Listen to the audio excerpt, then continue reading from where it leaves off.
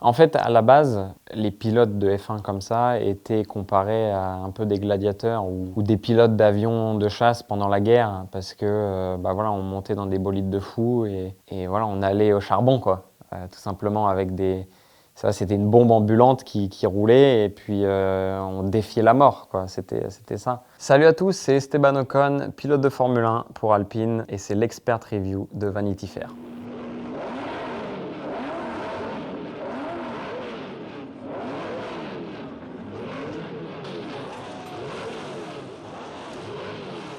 Voilà, tout y est. C'est le sport auto de l'époque, forcément, avec bah, les vieux instruments, avec la chauffe des voitures, comme ça, manuellement à la main, la pression de Monaco, avec bah, bien sûr toutes les célébrités qu'il y avait, même à l'époque.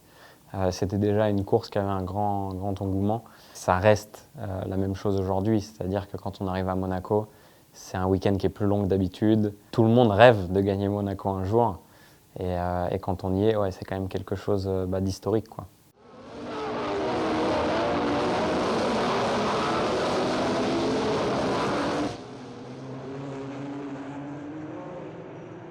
C'est un circuit en fait où il y a un gros challenge, où quand on va prendre des risques, ça va payer ou pas, parce que forcément il faut toujours choisir entre prendre le risque, essayer de faire un tour rapide et partir en pôle, ou alors prendre un petit peu de marge, finir le tour, mais peut-être partir un petit peu plus loin. Donc il y a un petit peu ce choix du pilote de prendre plus de risques ou pas, et de construire son week-end en fait. Parce que bah, une petite erreur à Monaco, c'est fatal tout de suite. C'est pas comme un circuit normal où on peut aller dans l'échappatoire et revenir. Là, c'est tout de suite le rail et ça pardonne pas. J'avais fait pas mal de circuits en ville avant d'avoir roulé à Monaco. Donc je pensais que Monaco, ça allait être probablement un des plus simples, comparé à Macao, comparé au circuit de Pau. Mais c'était pas du tout le cas. Voilà, c'est un circuit qui est très rapide, très technique, avec beaucoup d'ondulations. Et puis voilà, il faut construire son week-end, comme je l'ai dit. Commencer doucement et puis finir fort. Là où ça compte, en fait. Parce que si on prend le risque trop tôt, bah, le week-end, il est fini.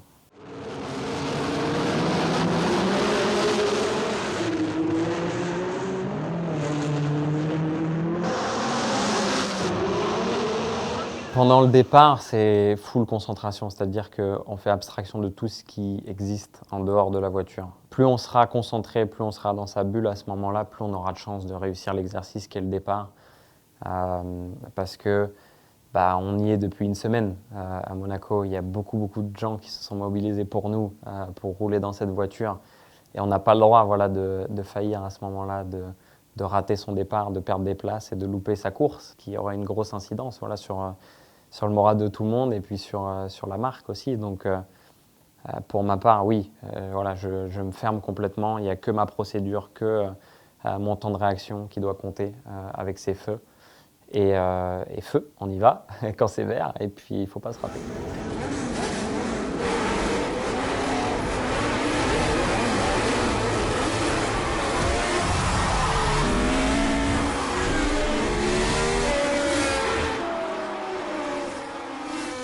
Bon, je connais très bien cette scène, c'est un Grand Prix qui a marqué l'histoire du sport, une personne aussi avec une personnalité voilà, super intéressante, quelqu'un qui a changé notre sport aussi. La personne de Niki Lauda, voilà, c'était le duel, ce film Niki Lauda contre James Hunt à l'époque. Moi j'ai eu la chance de connaître Niki, de travailler avec lui à mon temps chez Mercedes. Et voilà, on a perdu un grand homme. Et ce Grand Prix, oui, on le connaît tous. Il s'est mis à pleuvoir sur le circuit le plus dangereux qui existe, qui est toujours le circuit le plus dangereux qui existe. C'est un circuit où tout le monde roule encore sur des courses de 24 heures, plus en Formule 1 de nos jours. Voilà, Niki perd la voiture. Je ne sais pas s'il y avait une défaillance ou pas. Dans le film, ils disent qu'il y avait une défaillance.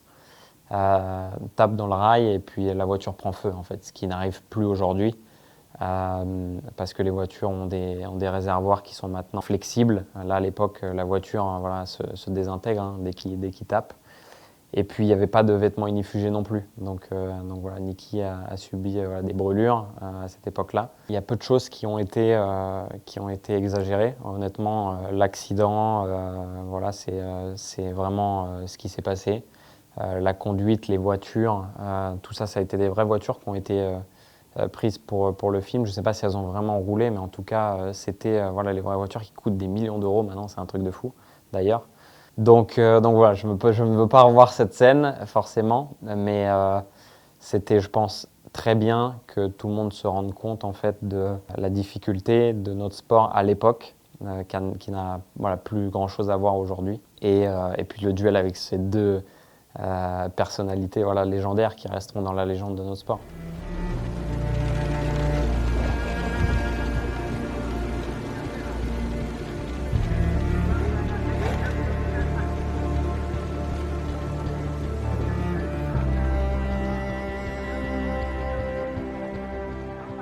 Il n'y a pas de sport sans rivalité de toute façon, sinon il n'y aurait pas voilà, de personnes qui regarderaient. C'est la compétition, c'est ça qui nous anime en tant qu'athlète, pilote ou sportif. Voilà, l'envie de gagner. Et forcément, quand ça se joue serré avec un autre pilote, bah, au final, voilà, il peut y en avoir qu'un qui gagne et un qui sort gagnant. Donc c'est compréhensible voilà, que ce soit la rivalité qui plaise aux gens. On a eu voilà, plein de rivalités parmi les années, mais moi, celle qui me marque, c'est vraiment Niki Lauda, James Hunt, Ayrton Senna, Alain Prost, et Michael Schumacher et Fernando Alonso. Ce que je veux, c'est gagner. Ce que je veux, c'est être devant tout le monde. Donc, je me concentre sur moi et j'essaie de faire le mieux. Mais voilà, la compétition, c'est comme ça. Il faut prouver, il faut être au top de son niveau tout le temps. Et il n'y a pas d'autre option. Rush est clairement un des meilleurs films sur la F1 parce que Niki s'est impliqué pour le film, de ce que j'ai compris. Qu'il y avait des super acteurs aussi qui ont joué dans ce film. Donc non, voilà, ça a été une très belle représentation et c'est cool que ça a été remis au goût du jour parce que forcément dans les années 70, voilà, c'est une histoire qui aurait pu être oubliée du grand public et je suis content que ce ne le soit pas. What is so important about driving faster than anyone else?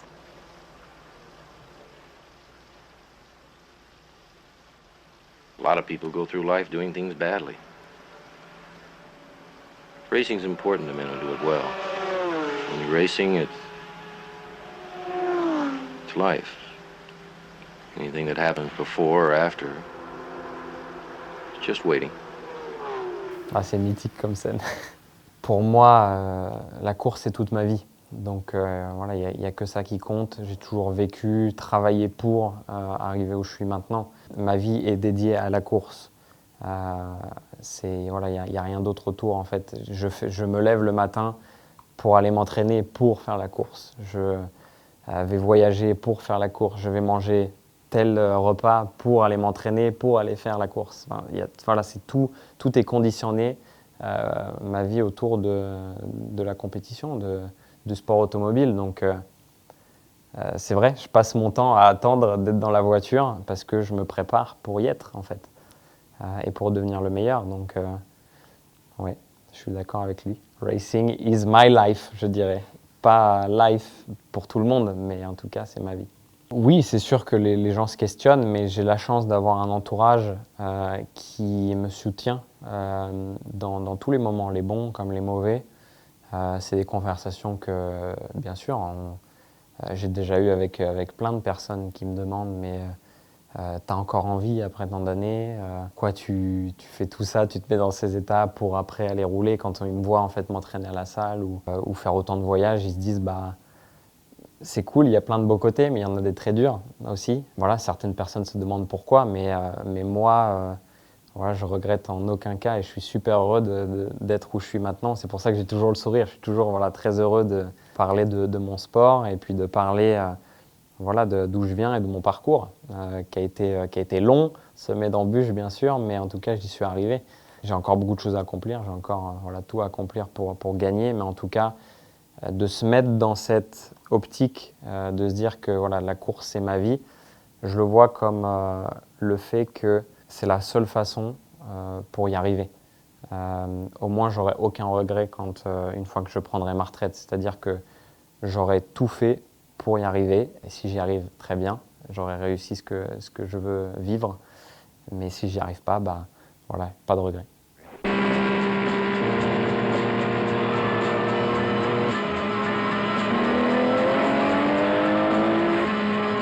Le Mans. At 200 miles an hour, the pressure of winning and losing is tough enough. Alors ça intéresse autant le cinéma parce que c'est une course, déjà c'est la course la plus vieille du monde. Il faut savoir que la première course de sport automobile voilà, était en France, c'était au Mans.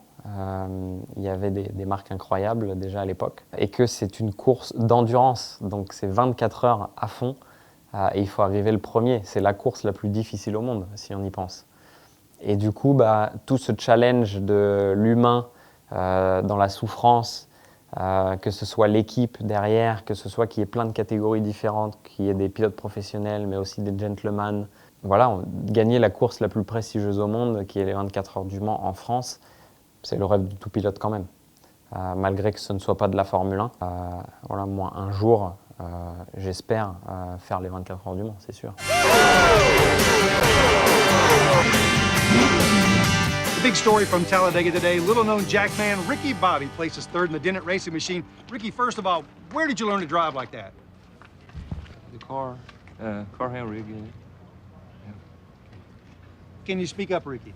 The car, they handle real good. En fait, ce qui est, bon, c'est le NASCAR, certes, on est aux États-Unis, c'est un monde différent du nôtre, mais c'est le sport automobile et en fait, surtout à l'époque, les pilotes qui devenaient professionnels et qui arrivaient après dans des catégories comme ça, tout ce qu'ils ont fait toute leur vie avant d'arriver dans la catégorie reine, c'est conduire. Ils roulaient, ils réglaient la voiture, voilà, ils bossaient dans la voiture pensant aller un jour à la catégorie reine, mais ils ne se sont pas préparés du coup à tout ce qu'il y avait à côté. Donc le gars, là, il est brut de fonderie, tout simplement. Il n'a jamais fait une interview, il ne sait pas comment ça fonctionne, il ne sait pas comment se tenir. Enfin, c'est drôle, mais ça reflète un petit peu voilà, le choc qu'on se prend en fait quand on passe d'une catégorie junior en Formule 3 ou Formule 4 et qu'après on passe en Formule 1. C'est que tout de suite, d'un coup, il y a tout le monde qui nous saute dessus, on n'est pas forcément préparé. Ce qui n'est pas vraiment vrai, parce qu'à mon époque, j'ai eu beaucoup de média training quand j'étais jeune, quand j'avais 10 ou 11 ans. Mais cette époque-là, des années 90, ils n'avaient pas eu ça. Donc, mais ce n'est pas que dans le sport automobile, c'est aussi dans tous les autres sports. Donc c'est drôle voilà, qu'il y ait ça un peu de représenter. C'est qu'on est prêt pour faire notre sport, mais pas le reste. I'm not sure what to do with my hands. Be good just to hold them down by your Okay. side. Yeah, great. Well, we're real happy with what was going on, and at the end of the day, you know, you gotta be happy. C'est pas facile, mais ça fait partie du travail. En fait, quand j'étais petit, je me disais je veux être pilote de Formule 1. Pour moi, c'était d'aller tous les week-ends sur une piste et rouler. Mais c'est pas le cas. Il y a plein de choses autour, plein de médias, plein de moments marketing pour les sponsors, de travail extérieur auquel on pense pas tout de suite quand on dit il est pilote. Non, on pense qu'il est dans la voiture en train de conduire, mais c'est pas le cas. Donc il faut se dire que ça fait partie du travail, que s'il n'y a pas tout ça, il n'y a pas de sport, parce que ça ne sera pas diffusé à toutes les personnes au monde. Il n'y aura personne qui viendra nous voir. S'il n'y a personne qui viendra nous voir, il n'y aura pas de revenus pour les équipes. Et s'il n'y a pas de revenus pour les équipes, il n'y a pas de voiture. Donc il n'y a pas nous les pilotes. Donc voilà, cette logique fait que on est amené à faire toutes ces choses-là, comme cette interview aujourd'hui. Toutes les personnes voilà, qui viennent me voir dans la rue pour faire une photo ou me demander de signer quelque chose, tout le monde est bienveillant avec moi, tout le monde est sympathique. Voilà, ça me fait plaisir d'échanger avec les personnes et puis de parler de notre sport, parce que les gens sont passionnés de nos jours. Ils veulent vraiment comprendre ce qui se passe et puis ils le voient. Voilà, souvent, c'est des nouveaux fans et du coup, ça fait plaisir voilà, de voir ça, de voir l'engouement qu'il y a pour notre sport.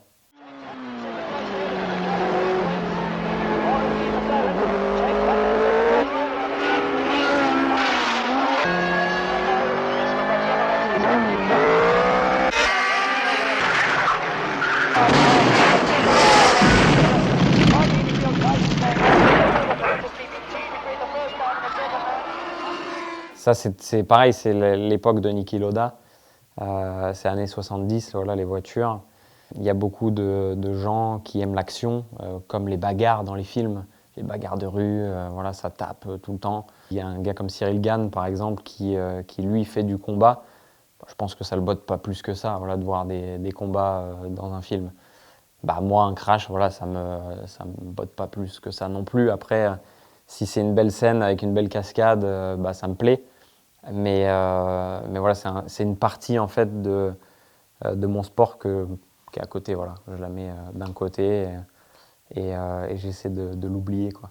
En fait, à la base, les pilotes de F1 comme ça étaient comparés à un peu des gladiateurs ou des pilotes d'avions de chasse pendant la guerre, parce que voilà, on montait dans des bolides de fous et voilà, on allait au charbon, quoi. Tout simplement avec ça, c'était une bombe ambulante qui roulait et puis on défiait la mort, quoi. C'était ça. Maintenant, c'est différent. Quand même, malgré que ça reste un sport très dangereux, ça l'est moins. Mais c'est clair que c'est quelque chose qui fait vendre, j'imagine. Moi, ce qui me plaît, c'est plus le sport que les crashs. Donc, bon, on va rester là-dessus. Merci à tous. J'espère que ça vous a plu. C'était Esteban Ocon pour l'Expert Review de Vanity Fair. À bientôt.